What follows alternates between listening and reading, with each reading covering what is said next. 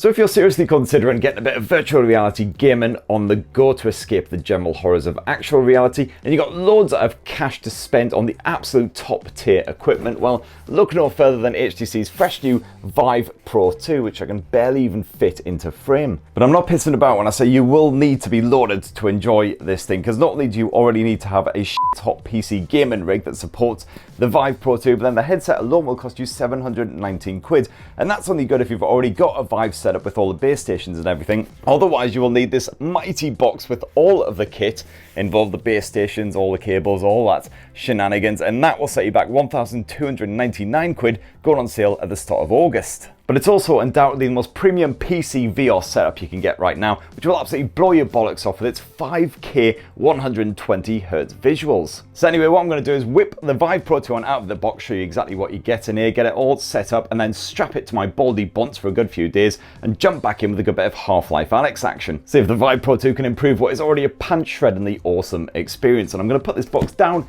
now because it is bloody heavy.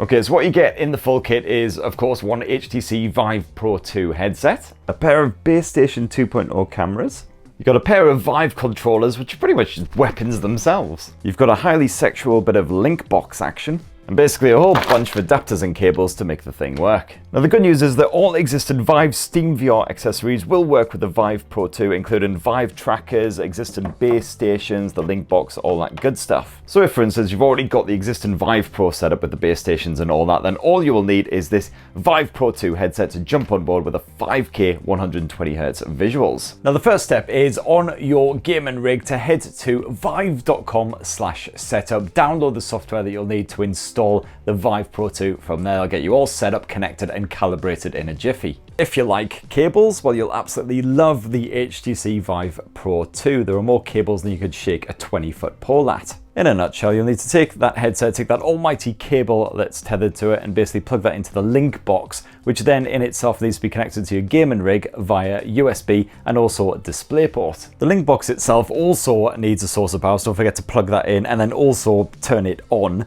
Yeah, I kind of forgot to do that, like a big old silly dum-dum, so I couldn't work out why the headset wasn't powering on. Then you'll also need to position those two cameras, which need to be at least a couple of meters apart, facing each other. They both need to be plugged into the mains as well, so make sure you've got plenty of spare plugs. And of course, don't forget to charge up your Vive Pro 2 controllers as well, otherwise you might as well just be shaking around a pair of hedgehogs or something. And then with all of that done, you're ready to download some Steam VR games and dive into a wonderful world of virtual reality. And I've got to say, I do kind of feel like Doc Brown with this thing slapped on my bald bonce. The design of the HTC Vive Pro 2 hasn't really changed up at all from the existing HTC Vive Pro, and that's absolutely fine by me because the design was already pretty much spot on. It's nice and comfortable to wear for extended periods. You've got plenty of padding in there, so even if you don't have any natural padding of your own, no worries. The helmet's fully adjustable, so it'll fit heads of all shapes and sizes, and the headset feels really well balanced as well, despite the fact you've got that big chunky display section up front. So yeah, I find that even if I am rocking the HTC Vive Pro 2 on my skull for a couple of hours or so, no issues with neck strain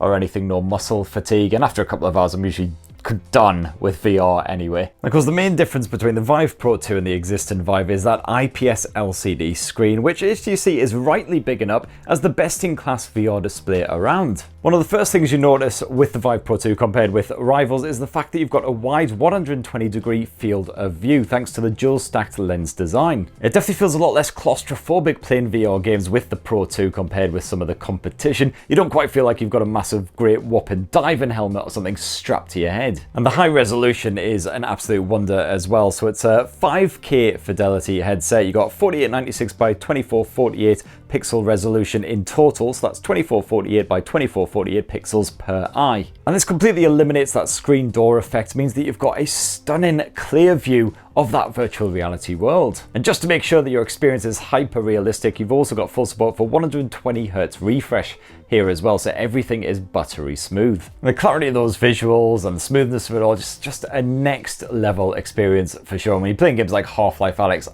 no kidding, get a head crab flying at your face. That is brown trousers time right there. And of course, as usual, it's the tech that's ticking away in the background that's the most impressive stuff. So HTC was working alongside AMD and Nvidia to develop the display stream compression tech that allows you to get those gorgeous visuals in real time, no judder or lag. And this is all backwards compatible with DisplayPort 1.2, so certainly I found that on my old gaming rig, which ran previous generation, the Vive headset's absolutely fine. I had no issues whatsoever with the Pro 2. And I got lots of love for those integrated high fidelity earphones as well. I would still prefer some proper over earphones, so truly immerse you and block out everything else that's going on around you. But these are nicely padded, very comfortable to wear. And because they're high res compatible, you've got full support for that 3D spatial sound as well. Really, really nice crisp audio pumped into your lug holes. So overall, enjoyed the Vive Pro 2 experience a lot. I've got a few tiny little grumbles here and there. The fact that, for instance, the controllers need to be charged via micro USB, not Type-C. Pretty bloody annoying, but the actual controllers themselves, despite being quite big, clunky, heavy, affairs definitely work well in games like Half-Life Alyx. Actually feels like you're wielding proper pistols and shotguns. And certainly my only major grumble is the price tag on top of the gaming rig and everything. You're going to have to be spunking out a lot of cash if you want to get that VR on the go. So that's my thoughts anyway on the HTC Vive Pro 2. Certainly the most advanced PC VR headset out there. In fact, it's the most advanced VR headset out there for consumers to buy right now in 2021. But it'd be great to hear your own thoughts down in the comments below. Please do plug, subscribe and ding that notifications bell for more on the latest and greatest tech. And have yourselves a fine ass rest of the week. Cheers everyone. Love you.